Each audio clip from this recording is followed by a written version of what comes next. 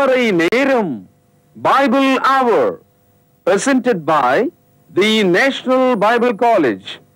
கிறிஸ்துவின் சபையார் உங்களை வாழ்த்துகிறார்கள். Welcome to Satellite Bible Classes. வணக்கம். தேசிய வேதாகம கல்லூரி மாணவ கண்மணிகளே, தோழர்களே, பெற்றோர்களே, உலகளாவிய என் தமிழ் சொந்தங்களே, புதிய ஏற்பாட்டின் 6வது புத்தகமாக கொரிந்தியருக்கு எழுதிய 1வது நிருபத்தை இன்று நாம் துவக்குகிறோம். நீங்கள் உலகத்திலே எந்த மூலையில் இருந்தாலும் நம்முடைய நிகழ்ச்சிகள் சேட்டலைட் வழியாக 4 தொலைக்காட்சிகளிலே தினம் 2 முறை ஒளிபரப்பப்படுகிறது. 24 மணி நேரமும் கிளவுட் வசதி, அதாவது இன்டர்நெட் வழியாக உங்களுக்கு இந்த பாடங்களை எப்போது வேண்டுமானாலும் பார்த்து கொள்ளலாம். இந்த வகுப்பில் படிக்கிற எந்த ஒரு மாணவனும் ஒரு மாணவியும் அல்லது யார் வேண்டுமானாலும் இந்த வகுப்பிலே நீங்கள் சேர்ந்து கொள்ள முடியும். குறிப்பாக உலகம் முழுவதும் சிறைச்சாலைகளில் லட்சோப லட்சம் மக்கள் இதை பார்த்து கொண்டிருக்கிறார்கள். அதற்காக நான் நன்றி தெரிவிக்கிறேன். அதாவது பாலினம், செக்ஸ் நாட் இம்பார்ட்டன்ட். ஆண் பெண் அல்லது ஆண் பெண் இல்லை, இந்த நிலை நமக்கு ஒன்று பிரச்சனை கிடையாது. நீங்கள் தேவனுடைய வசனத்தை படிப்பதற்காகவும் படித்த அந்த பாடங்கள் உங்களை சிறந்த ஞானமுள்ளவர்களாய் மாற்ற வேண்டும். You must be a graduate in the Bible. இந்த ஒரு நோக்கத்திற்காக இதை நாம் கொண்டு வருகிறதுல மகிழ்ச்சி அடைகிறோம். 1ஆம் ஆண்டு முடிந்து 2ஆம் ஆண்டு தொடங்கி இருக்கிறதுனால பழைய பாடங்களை நீங்கள் யூடியூப் அல்லது ஃபேஸ்புக் போன்றவைகள் வழியாக அந்த பாடங்களை டவுன்லோட் செய்து பார்த்து கொள்ளலாம். அன்பு சகோதரர்களே, இன்று நாம் தொடங்குகிற இந்த கொரிந்தியர் என்ற இந்த புத்தகம் ரொம்ப ஆச்சரியமான ஒரு புத்தகம். அதாவது இந்த புத்தகத்திற்கு ஒரு தனியாக ஒரு தலைப்பு கொடுப்பதாக இருந்தால், ஒரு கருத்து சொல்வதாக இருந்தால், சர்ச் டிசிப்ளின், சபைக்கான ஒரு ஒழுங்கு என்று நாம் சொல்லலாம்.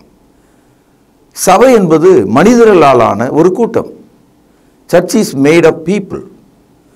அப்படியானால் மனிதர்கள் ஒவ்வொருவருக்கும் ஒரு விதமான குணங்கள் இருக்கும், பழக்கங்களும் இருக்கும், மொழி இருக்கும், கலாச்சாரம் இருக்கும், பாரம்பரியங்கள் இருக்கும், குடும்ப பின்புலங்கள் இருக்கும், ஏழை பணக்காரர் என்ற வித்தியாசம் இருக்கும், அடிமை சுவாதீனம் என்ற ஒரு சூழல் இருக்கும்.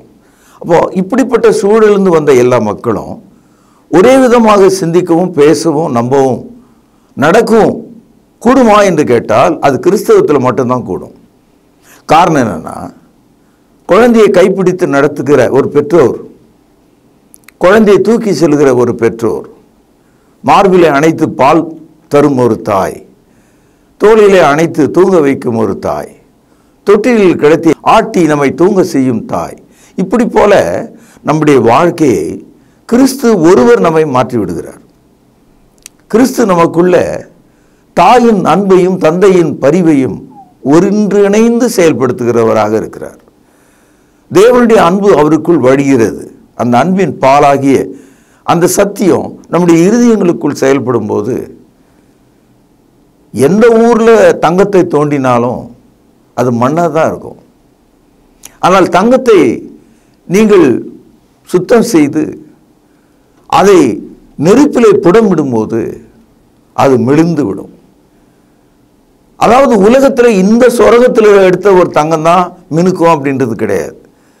எந்த ஒரு தங்கத்தையும் நாம் பளபளக்கும் ஒரு மூலகமாக பார்க்க முடியும். அதுபோல இயேசு கிறிஸ்துவுக்குள்ள அவருடைய விலையேற பெற்ற மாசற்ற அந்த இரத்தத்தினாலே கழுவப்படுகிற மக்கள் ஒரே சிந்தனைக்கும் ஒரே விதமான நம்பிக்கையும் உரியவர்களாக மாறிவிடுகிறார்கள். இது அதிசயத்திலும் அதிசயமாக இருக்கிறது. ஒரு காலத்தில், அதாவது இயேசு வாழ்ந்த நாட்களில் கொரிந்து பட்டணத்தில் இருந்தவங்க தான் ரொம்ப நாகரிகம் உள்ளவர்களாக இருந்திருக்காங்க. காரணம் என்னென்னா, ஒரு பக்கம் கிரேக்கம், இன்னொரு பக்கம் ரோமன், அதாவது இத்தாலிய நாடு. இந்த 2 நாட்டினுடைய நாகரிகமும் மோதி பிணைந்து அந்த ஊரில் இருந்த மக்கள் ரொம்ப அழகான கல்வி கற்றவர்களாக, அதே நேரத்தில் எல்லா விதமான அக்கிரமங்களுக்கும் தங்கள் மனதை கொடுத்தவர்களாக இருந்தாங்க.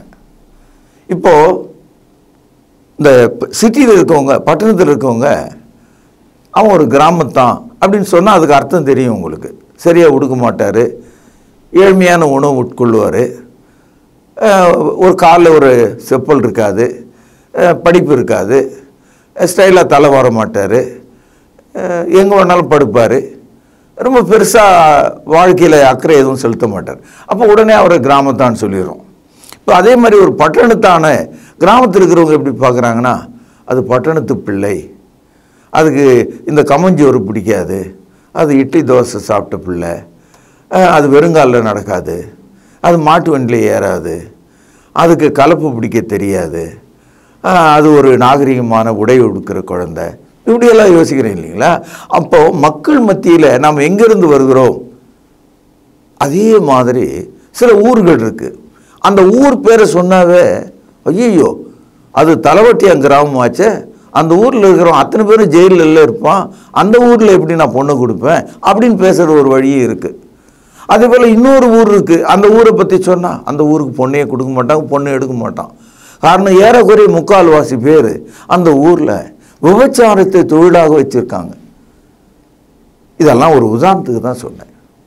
இந்த கொரிந்து என்ற இந்த வார்த்தையை இயேசு கிறிஸ்து பிறப்பதற்கு முன்னால் ஒரு 100 வருஷம், இயேசு கிறிஸ்து பிறந்த ஒரு 200 வருஷம், ஒரு 300 வருஷ காலத்தில் Corinth was very popular city, metro city, an all atrocity, having a debased mind, தரக்குறைவான மனநிலை உள்ள, விக்கிரக வழிபாடுகளால் வழிந்தோடிய, கல்வியால் மிகவும் கர்வம் அடைந்த, பொருளாதாரத்தால் மிதந்து கொண்டிருந்த, எந்த விதமான கட்டளைகளையும் அவமதிக்கிற, எடுத்தறிந்து பேசுகிற,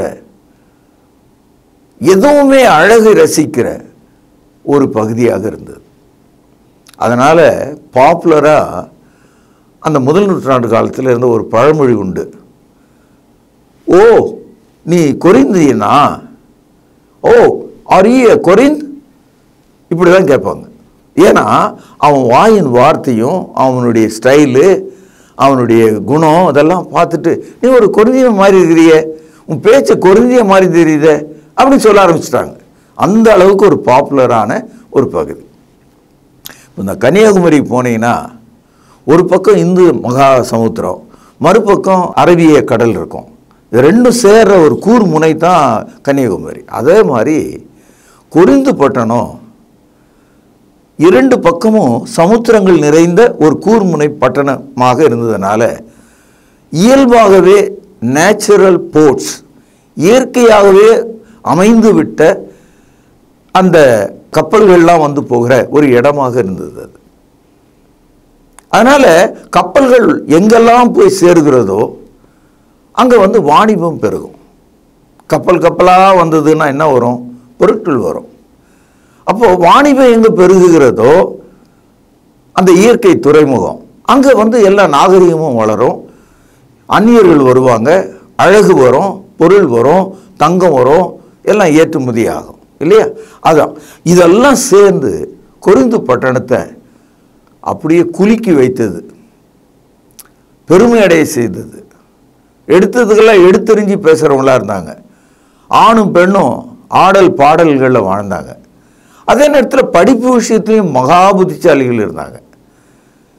இந்த யூனிவர்சிட்டிஸ் என்ற ஒரு வார்த்தை, பல்கலைக்கழகம், கிரேக்க நாட்டினுடைய முதல் பல்கலைக்கழகத்துக்கு அடுத்ததாக ஆட்ரோஃபெட்டிஸ் என்று சொல்லக்கூடிய ஒரு பெரிய பல்கலைக்கழகம், ஒரு குன்றின் மேலே மிகப்பெரிய ஒரு பல்கலைக்கழகம் இருந்தது, இன்றைக்கும் இருக்கிறது.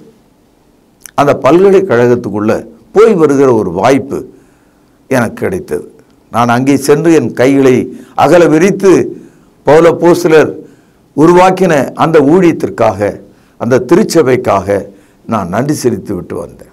என் அன்பு சகோதரர்களே, அப்போஸ்தலர் நடபடிகள் 18வது அதிகாரம் முதல் வசனத்தை பார்த்தீங்கன்னா பவுலடியார் எப்படி கொரிந்து கொள்ள வருகிறார் என்ற ஒரு விஷயத்தை நீங்கள் பார்க்கலாம். அதன் பின்பு பவுல் அத்தேனை பட்டணத்தை விட்டு கொரிந்து பட்டணத்துக்கு வந்து, கவனிச்சிங்களா? அப்போது அப்போஸ்தலனாகிய பவுல் தன்னுடைய சுவிசேஷ பயணத்தில் முதல் 3 சுவிசேஷ பயணம், அதில் 2வது சுவிசேஷ பயணத்தில் அவர் கொரிந்து பட்டணத்துக்கு வருகிறார். இந்த கொரிந்து பட்டணத்துக்கு அவர் வரும்போது இயேசு கிறிஸ்துக்கு பிறகு சுமார் 54 56க்குள்ள சரித்திரத்தில் ஆதாரத்தை நாம் தேட முடியும். So the time for the book of first Corinthian somewhere between 54 to 56 AD. அதான் டைம் லைன். கொரிந்து பட்டணத்துக்கு வந்து இந்த பாருங்க, அந்த கொரிந்து பட்டணத்தில் கிரேக்கர்கள் இருக்காங்க, இத்தாலியர்கள் இருக்காங்க, அதாவது ரோமர்கள் இருக்காங்க. அது ரெண்டும் மோதன ஒரு பட்டணம் அது. அதனால் 2 லாங்குவேஜ். அது போக யூதர்கள் வந்து எபிரேய மொழி வேற பேசிட்டு இருந்தாங்க. ரொம்ப பாப்புலர். இயேசு கிறிஸ்துனுடைய மரணம் நிகழ்ந்த காலத்தில் உலகளாவிய 2 பெரும் மொழிகள், அதாவது ஆட்சி மொழியாக ரோம மொழி இத்தாலி இருந்தது, நாகரிக மொழியாக கிரேக்கம் இருந்தது, அதாவது கிரீக். சொல்லவா வேணும் அவங்களுக்கு? பாருங்கள் 2ஆம் வசனம். யூதர் எல்லாரும் ரோமாபுரியை விட்டு போகும்படி கிலவுதி ராயன் கட்டளையிட்டபடினாலே இத்தாலியாவிலிருந்து புதிதாய் வந்திருந்த பொந்து தேசத்தானாகிய ஆக்கியலா என்னும் நாமம் உள்ள ஒரு யூதனையும் அவன் மனைவியாகிய பிரிஸ்கிலாலையும் அங்கே கண்டு அவனிடத்திற்கு போனான். அவர்கள் கூடாரம் பண்ணுகிற தொழிலாளிகளாயிருந்தார்கள். தானும் அந்த தொழில் செய்கிறவனாயிருந்தபடினாலே அவரிடத்தில் தங்கி கவனிங்கள் வேலை செய்து கொண்டு வந்தான். இந்த பைபிளை தூக்கிட்டு ஊழியம் செய்ய போகிற மனிதர் வாயார கர்த்தருடைய வார்த்தையை பேசினாலும் அதற்காக அவன் ஒரு மேடை போடுவது கிடையாது, பின்னால் ஒரு பெரிய தொங்கலை தொங்க விடுவது கிடையாது. இப்போல்லாம் நீங்கள் பார்த்தீங்கன்னா, நாங்கள் அற்புதம் செய்கிறோம் என்ற ஒரு கூட்டம் அப்போஸ்தலர் காலத்து 2வது அதிகாரத்தை நமக்கு எப்படி சொல்கிறாங்கன்னா, தரையில் மேடையில் பட்டாசுகளை கொளுத்தி அதுக்குன்னு தனியாக எலக்ட்ரிக்கில் கனெக்ஷன் பண்ணிட்டா குப்பு குப்புன்னு அப்படியே புகை வரும், குப்பு குப்புன்னு அப்படி வெளிச்சம், அப்படி நெருப்பு கக்கிற மாதிரி இருக்கும். அதுக்கு நடுவில் நின்று பிரசவம் பண்ணிட்டு பாட்டு பாடிட்டு இருக்கிறத நம்ம தொலைக்காட்சிகளில் பார்க்குறோம். சிம்பாலிக்காக நான் சொல்கிறதா இருந்தால், வானத்திலிருந்து அக்னி வர்றதுக்கு பதிலாக இவன் மேடையிலேருந்து அக்னி வர வச்சு நம்மளை ஏமாற்றிட்டு இருக்கான்.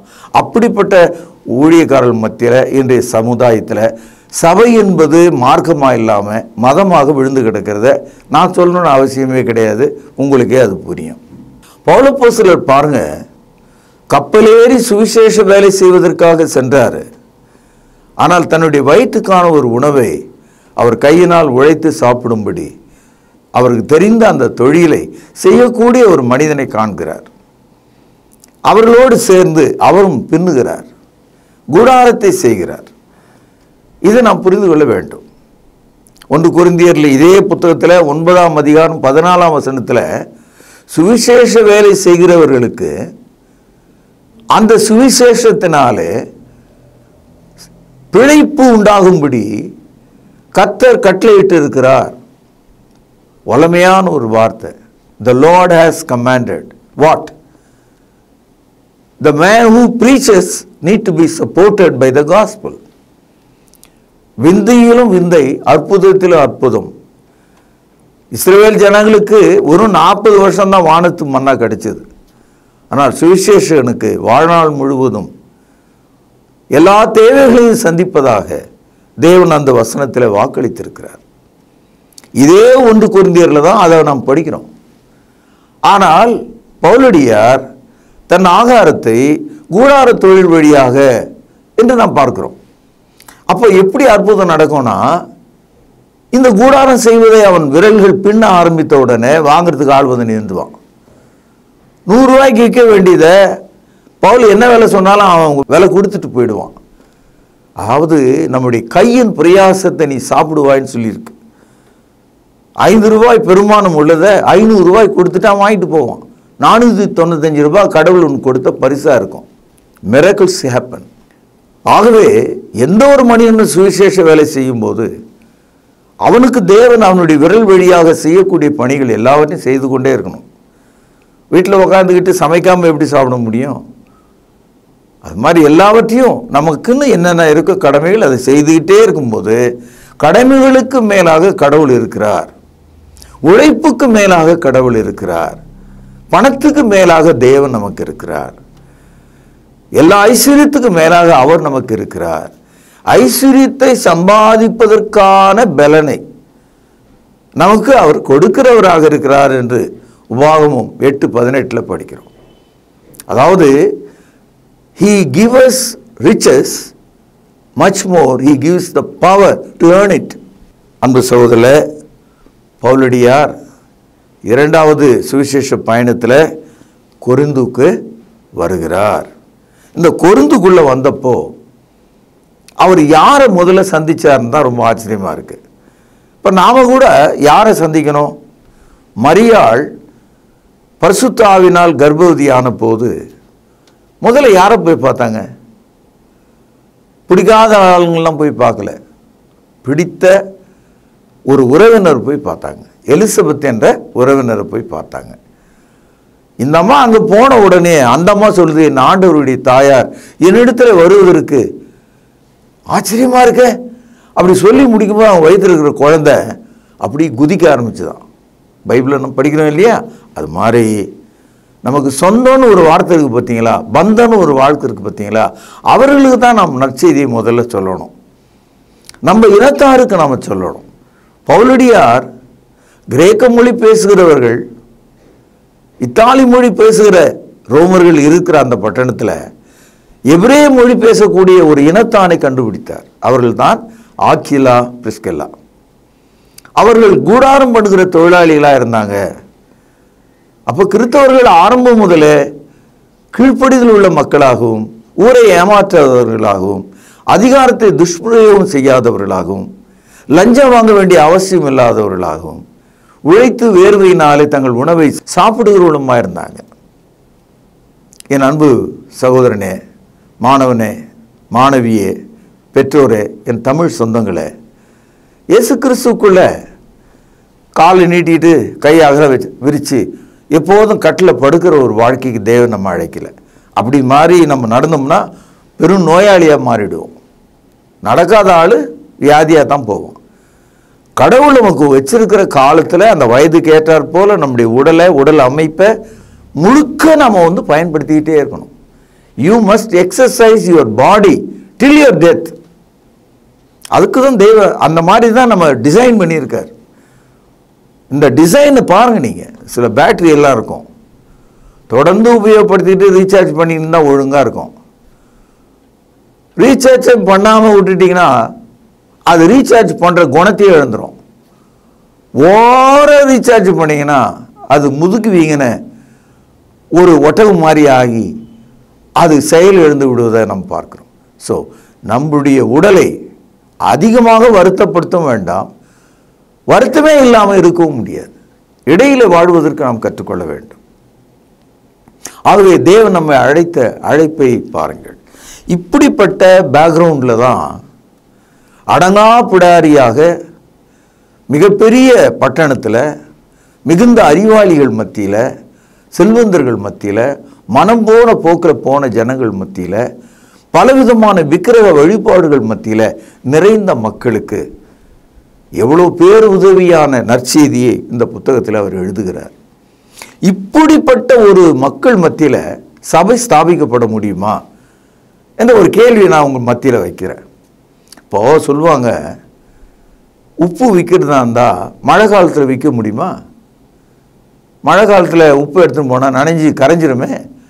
அப்போது மக்கள் என்ன சொல்கிறாங்க, வாங்குகிற திறமை இருக்கிற இடத்துல தான் விற்பனையை நம்ம தொடங்கணும். அதுதான் லாஜிக்னு சொல்கிறோம். Where there is power of buying there you go and செல்லுன்றான். ஆனால் இங்கே நேர் ஆப்போசிட்டான ஜனங்க, எல்லாருமே ஆப்போசிட்.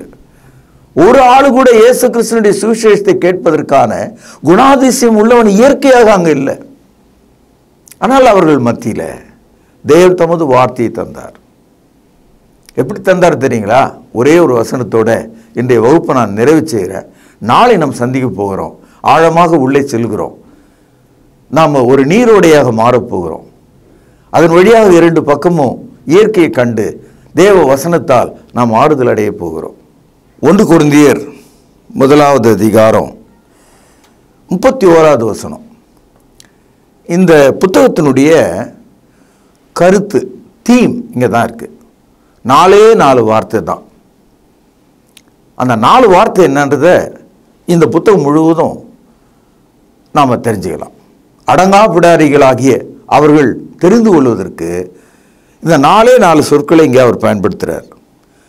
இயேசு கிறிஸ்து யாருன்னா, அவரே தேவனால் நமக்கு, இந்த இடத்துல நமக்கு என்பது பவுலுக்கும் சரி, ஆக்கிலா பிரிஸ்கில்லாவுக்கும் சரி, அந்த கொருந்து பட்டிருந்த எல்லா மனிதர்களுக்கும் சரி, இன்று பிரசங்கிக்கிற எனக்கும் சரி, கேட்டுக்கொண்டிருக்கிற கோடான கோடி மக்களாகி உங்களுக்கும் சரி, அவர் தேவனால் நமக்கு 1, கவனிங்கள், பேனால் அடிக்கொண்டிடுங்கள், ஞானமும், 2 நீதியும், 3 பரிசுத்தமும், 4 மீட்புமானார்.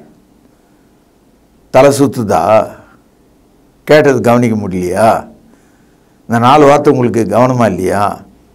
பாருங்க, முதலாவது ஞானம், 2வது நீதி, 3வது பரிசுத்தம், 4வது மீட்பு. இந்த ஞானம் என்ற வார்த்தையை கிரேக்க மொழியில் சோஃபியா என்று சொல்கிறாங்க. இந்த சோஃபியா என்ற வார்த்தை என்னன்னா, கூராக இருக்கிற கத்தி தடை பார்த்தா அந்த கூர் நமக்கு தெரியும். ரொம்ப ஆழமாக தடவணும்னா கை அறுத்துரும் இல்லையா? பார்த்துப்பீங்க, உங்களுக்கு அந்த அனுபவம் ஏற்பட்டிருக்கும்.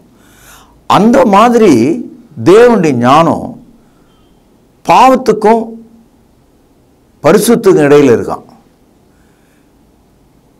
அதாவது ரைட் அண்ட் ராங் அதனுடைய ஷார்ப்னஸாக இருக்கிறது தான் ஞானம்.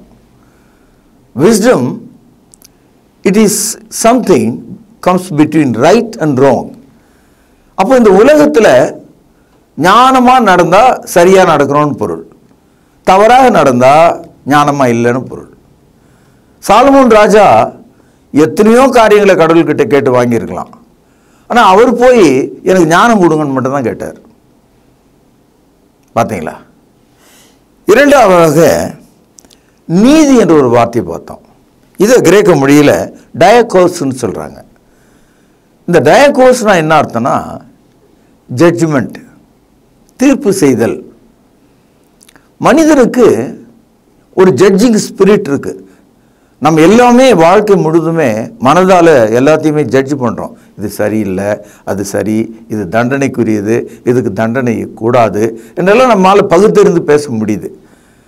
அங்கே தேவன் இயேசு கிறிஸ்துக்குள்ள தேவனுடைய நீதியாகிய அந்த நியாய தீர்ப்பை நமக்கு வைத்திருக்கிறாராம்.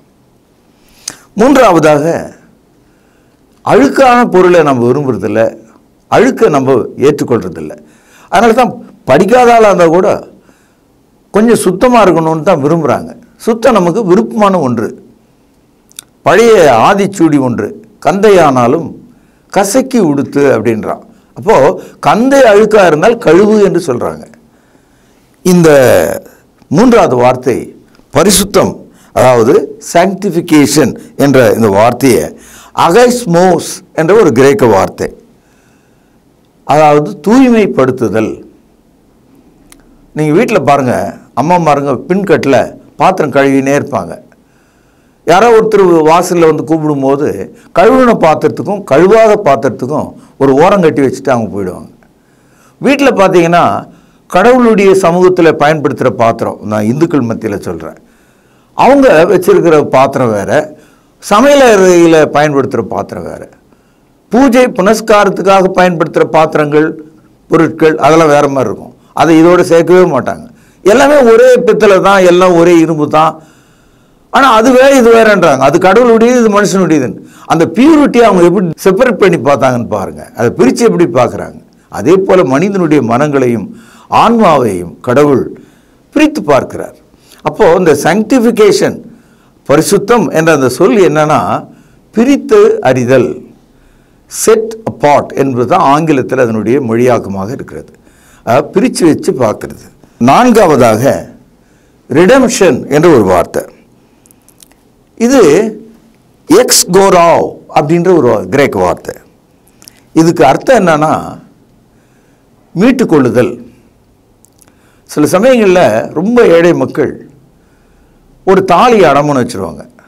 வேறு வழி இல்லை, அதை வச்சுட்டாங்க. அந்த தாலினுடைய விலை அந்த காலத்தில் ஒரு 500 ரூபான்னு வச்சுக்குவோம்.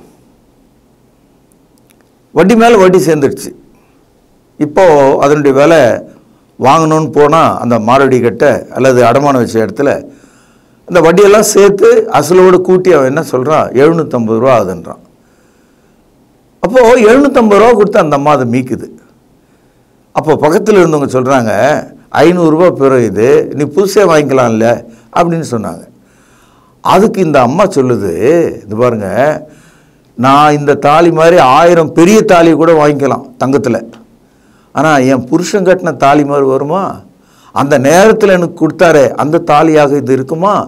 ஆகவே 500 ரூபாய் விலையாக இருந்தாலும் 250 ரூபா அதுக்கு மேலே வட்டியாக இருந்தாலும் அதையே நான் வாங்கிக்குவேன்னு சொல்லுது. இதான் ஒரு நீதி உள்ள ஒரு விடுதலை. சில சமயங்களில் சில பேர் 10 மடங்கு கூட ஒரு பொருளுக்கு விலை கொடுத்து வாங்குவாங்க. காரணம் அதன் மேல் உள்ள அக்கறை தான். பைபிளில் இயேசுநாதர் சொன்னார், ஒரு சாதாரண முத்து ஏராளமாக வச்சுருந்த ஆள் ஒரு பெரிய முத்தை பார்த்த உடனே இது எல்லாத்தையும் லூஸ் பண்ணிவிட்டு அந்த பெருசை வாங்கிட்டான்னு சொன்னார். அந்த பெரிய முத்து அவனுக்கு தேவையாக இருந்தது, அதனால் சின்ன முத்துக்கெல்லாம் கொடுத்துட்டான்.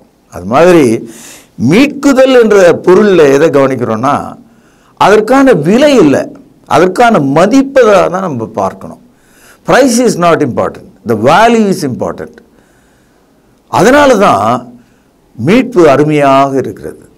இப்போது ஒரு பயங்கரமான குற்றவாளி, ஒரு மோசமான கொலைக்காரன், ஒரு தேச துரோகி நமக்கு ஒரு பொருளை வாங்கிட்டு வந்து கொடுத்தா, சி இதெல்லாம் எனக்கு வேண்டாம் அப்படின்னு தூக்கி எறிவாங்க. ஏன் தெரியுங்களா? இந்த பொருளை சாப்பிட்றத விட இதை சாப்பிட்டு உயிரோடு இருக்கிறத விட கேவலமான உன் தொழில், கேவலமான உன்னுடைய குணம், கொள்ளடிச்சு ரத்த சிந்தி சம்பாரிச்ச இந்த பணத்தில் நான் சாப்பிடவே மாட்டேன் தூ அப்படின்னு சொல்கிற ஆள்லாம் உண்டு. அப்போது ஒரு மீட்கப்படுகிற ஒன்றை தகுதி உள்ள ஒரு மீட்பாளர், மீட்புக்கான பணயம், மீட்பின் சுகத்தை அனுபவிக்கிறவங்களால் தான் அந்த மீட்பை அனுபவிக்க முடியும். 4 விஷயங்களை நம்ம பார்த்தோம். நமக்கு வாழ்க்கையில் ஞானம் வேண்டும், நம்முடைய வாழ்க்கையில் நீதி வேண்டும், நம்முடைய வாழ்க்கையில் பரிசுத்தம் வேண்டும், நம்முடைய வாழ்க்கையில் மீட்பு வேண்டும். இந்த 4 பகுதியாகிய இந்த சதுரத்துக்குள்ள கொரிந்து நாட்டு மக்களுக்கு இயேசுவை பவுலடியார் காண்பிக்கிறார். Apostle Paul presents Christ in this 4 framework, that is wisdom, righteousness, sanctification and redemption. With these 4 characters, if you look at Christ, Christ will be your Lord. இயேசு உங்களுடைய ஆண்டவராக இருப்பார். சொன்னது வழங்குச்சா? இந்த தீமில் தான் அடங்கா பிடாரிகளும், ஒழுங்கில்லாதவர்களும், ஒற்றுமை இல்லாதவர்களும், எல்லா விதமான துரோகத்துக்கு துணிந்தவர்களும், கல்வி அறிவு நிறைந்தவர்களும், செல்வ செழிப்பிலே சீமான்களாகவும் அடங்காதவர்களாக இருந்த அந்த மக்களுக்கு இயேசு கிறிஸ்துவை காண்பிக்கிற இந்த அருமையான 4 லட்சணங்களை பாருங்கள். இயேசு கிறிஸ்து உங்களுக்கு ஞானமாக இருக்கிறார், இயேசு கிறிஸ்து உங்களுக்கு நீதியாக இருக்கிறார், இயேசு கிறிஸ்து உங்களுக்கு பரிசுத்தமாக இருக்கிறார், இயேசு கிறிஸ்து உங்களுக்கு மீட்பராக இருக்கிறார். இப்படிப்பட்ட ஆவியின் பண்புகள் வழியாக இந்த நற்செய்தி நூல் கொரிந்து மக்களுக்கு பேசப்படுவதை நாம் பார்க்கிறோம். இதனுடைய தொடர்ச்சியை நாளை வகுப்பில் நாம் படிக்கலாம். இது நீண்டு செல்லக்கூடிய ஒரு புத்தகம். காரணம் 1 கொரிந்தியர் 2 கொரிந்தியர் என்று நாம் படிக்க இருக்கிறதுனால அதற்காக ஒரு தனியாக ஒரு நோட்டு போட்டு வசனங்கள்லாம் எழுதி சிந்தித்து உங்கள் வீட்டுக்கு வருகிற மற்ற போதகர்களிடத்தில் இதை குறித்து விவாதிக்க வேண்டும் என்று கேட்கிறேன். Just discuss. எல்லா இடத்துலையும் பேசுங்க. நிகழ்ச்சிகளை ஆதரிக்கும்படி உங்களை கேட்கிற பிரார்த்தனை செய்வோம். பரிசுத்த நிறைந்த எங்கள் நல்ல தகப்பனே, உமது அடியானாகிய பவுல் கொரிந்து பட்டணத்துக்கு சென்று இயேசு கிறிஸ்து ஞானமாக இருக்கிறார், நீதியாக இருக்கிறார், பரிசுத்தமாக இருக்கிறார், மீட்பராக இருக்கிறார் என்று அவர்களுக்கு சொல்லும்படியான அந்த பாக்கியத்தை நாங்கள் நினைத்து பார்த்து வியக்கிறோம். கேட்ட மக்களை ஆசீர்வதியும். நாளை இந்த வேத பாடத்தில் கலந்து கொள்ள எங்களுக்கு அருகதையும் நேரத்தையும் கட்டளையிடும். இயேசு கிறிஸ்துவின் நாமத்தில் இந்த ஜெபத்தை ஏறெடுக்கிறேன். பரிசுத்த நிறைந்த எங்கள் நல்ல பிதாவே, ஆமென். அன்பான சகோதர சகோதரிகளை, மீண்டும் சந்திப்பதில் நான் மகிழ்ச்சி அடைகிறேன். விசேஷமாக உங்களிடத்தில் ஒரு வேண்டுகோள், ஒரு ரெக்வெஸ்ட் என்ன அப்படின்னா, நம்முடைய பைபிள் அவர் ப்ரோக்ராம் பலவிதமான சேனல்களில் வருது. அதோடு கூட ரொம்ப முக்கியமாக இப்பொழுது உங்களிடத்தில் பொதுவாகவே நம்ம திருமறை நேரம் நிகழ்ச்சியில் பணம் கொடுங்க, இதை நம்பர் பாருங்கள், அனுப்புங்க அப்படின்னு நம்ம கேட்டதே கிடையாது. ஆனால் மிகப்பெரிய ஒரு ரெக்வெஸ்ட்டை, மிகப்பெரிய ஒரு விண்ணப்பத்தை உங்கள் முன்னால் நான் இப்போ வைக்கலான் இருக்கேன். அது என்னென்னா, நம்முடைய பைபிள் அவர் டிவியினுடைய யூடியூப் சேனலை நீங்கள் பார்க்குறீங்க நிறைய பேர். ஒரே ஒரு விஷயம், அதை பிறருக்கு அறிமுகம் செய்யுங்கள். அடுத்தது சப்ஸ்கிரைப் பண்ணுங்கள். இந்த லைக் பண்ணுங்கன்னு நான் சொல்ல மாட்டேன், அக்செப்ட் பண்ணுங்கள். ஏன்னா ட்ரூத் இல்லையா அது, அதை நாம் அக்செப்ட் தானே பண்ணணும் இல்லையா? அடுத்தது அந்த வியூஸ் எவ்வளவு பார்க்குறாங்களோ அவ்வளவு தூரத்துக்கு நாம் அந்த வசன விதைகளை இன்னொருவருக்கு நாம் கொண்டு சென்றதாக இருக்கும். பழைய ஏற்பாட்டு காலத்தில் குஷ்ரோகிகள் எல்லாருமே சாகிற ஒரு தருவாயில் ஊரே இருக்குது, பட்டணமே இருக்குது. இவங்க அந்த கோட்டையினுடைய எல்லைக்கு வந்த உடனே பகைஞரெல்லாம் ஓடி போயிட்டு உணவுப் பொருள்லாம் கிடக்கிறத பார்த்த உடனே, ஆஹா, இந்த நற்செய்தியை நாம் சொல்லாமல் போனால் நமக்கு ஐயோ என்று சொல்லி அவங்க நல்ல செய்தியை கொண்டு போய் ஊரில் சொன்னாங்க.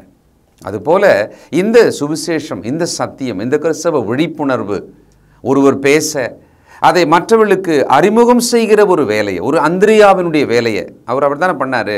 இயேசுவை கண்டேன், வந்து பாருங்க அப்படின்னார். அதை நீங்கள் செய்யும்படி உங்களை அன்போடு கூட கேட்டுக்கொள்கிறேன். சப்ஸ்கிரைப் பண்ணுங்கள், மற்றவர்களுக்கு ஷேர் பண்ணுங்கள், இந்த ட்ரூத்தை அக்செப்ட் பண்ணுங்கள். மற்றவர்கள் இதை அக்செப்ட் பண்ணுறதுக்கு நீங்கள் ஒரு கருவியாக, உதவியாக இருங்க. நிச்சயம் இது நிமித்தமாக இந்த சுவிசேஷ ஊழியத்தினுடைய பலனில் உங்களுக்கு பங்குண்டு இல்லையா? God bless you. தேவன் உங்களை ஆசீர்வதிப்பாராக. நன்றி. தொடர்பு கொள்ள வேண்டிய முகவரி: திருமறை நேரம், 58 சர்ச் தெரு, குமரன் நகர், சென்னை 6082. செல்போன் 9385500882. கர்த்தாவே, தேவர்களில் உமக்குப்பானவர் யார்? வானத்திலும் பூமியிலும் உமக்குப்பானவர் யார்?